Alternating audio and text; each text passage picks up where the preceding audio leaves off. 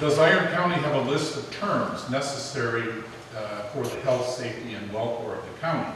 If not, who will decide? And another question is generally define convenience, nuisance, public nuisance, recreation uses, aesthetically pleasing, light pollution, and so on. All of which I think tie in or are manifestations of the adverse impact question. So you might, if you want to elaborate on those. Well, we do not have a list of terms.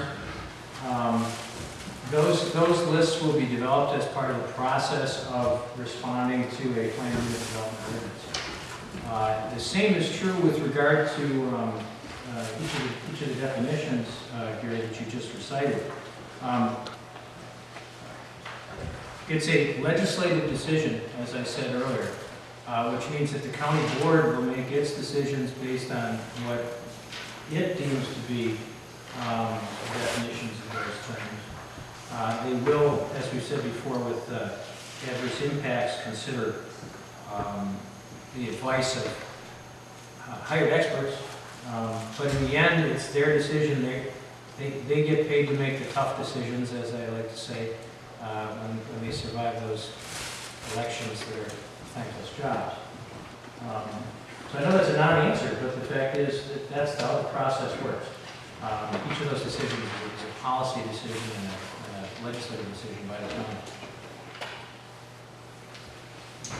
Thank you. I'll just add a personal note, which I know I shouldn't do, but when I read through the document, I was struck by the constant reference to economic impact, but only once did I recall seeing something about the social impact and not anything about the cultural impact. And of course, there are many vested interests in both of those issues here in this room and in the population as a whole. So I hope those will find a way to be addressed. Sure, that would be worthy of excuse me, worthy of a comment on the draft going forward to add more specific reference. In some cases, we in recent drafts have been adding things that in our mind are in there. Sure. But people need to see it. So we're certainly all ears for someone who wants to see it. And then, you know, the socioeconomic analysis, you know, which there's some language about that in the ordinance, is that would, you know, that goes beyond just economics. I mean, that's looking at the community as a whole, and it also can incorporate opportunities as well. It's not just about adverse impacts to the economy or to the socioeconomic makeup of the area. It can definitely be a place where we can look at individual pieces that we can take advantage of in this process too, in terms of community development and things like that. Good, thank you. Let's move from the micro to the macro. Two related questions. What recourse does any local board or authority have to regulate mining when it appears the new Ferris mining law stacks the deck against them? And related, did the non-Ferris mining law take the wind out of the sail on our zoning ordinances and local agreements? So zoning ordinances in general, or in terms of, or I guess if I just the references to mining in particular, but yeah, I think that with my understanding of 295 is that, and a lot of the talk that we're hearing about at the political level, a lot of that local control, it's really focused on the non-zoning police power issue. In terms of zoning, I think there's specific things that 295 has preempted, you know, like the shoreline zoning is an example that Chris was talking about earlier, but it seems to be pretty specific about the things that we're preempted on in terms of local control. The local control in terms of zoning is based on Statute 5969, and that's a pretty well-established statute. It's, you know, it's something that's utilized for zoning throughout the state in every county. And my sense is, I'm not an attorney, but my sense is that that's well established and isn't going anywhere in the near future. Now, when you're looking at non-zoning police powers, I think that's a different story. There's the legislature in the last session had 3 different bills that had to do with non-zoning police powers and removing those powers from towns. Now, I mean, all of them failed, but there was 3 of them in one session.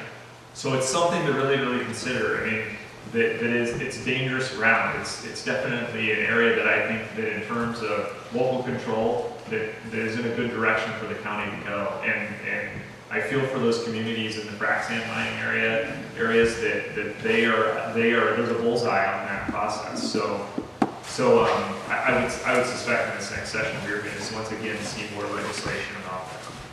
Yeah, just to quickly respond from my own perspective, the wind wasn't taken out of our sails, but we certainly, took a bit of a poke in the eye. The one thing that nobody talks about is that the funding levels from the Mining Investment Local Impact Fund Board were gutted. At one point, we weren't going to get anything going forward, and everything was going to go into the general budget. Now I believe we'll get 50%? 60/40. Yeah. But the point is that was, when that grab was going on, those funds are pretty important for municipalities to try to keep a level playing field in dealing with mining companies. So it was not welcome to lose half of that going forward.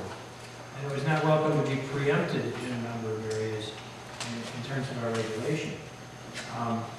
We do still have zoning authority, as Tom pointed out. We do still have our police power. We do still have the ability for local agreements. We do still have some availability of state funding. But we need to be wary of what's going on in Madison, because the last few years have not been good to us. And some of the clouds on the horizon have not been good. So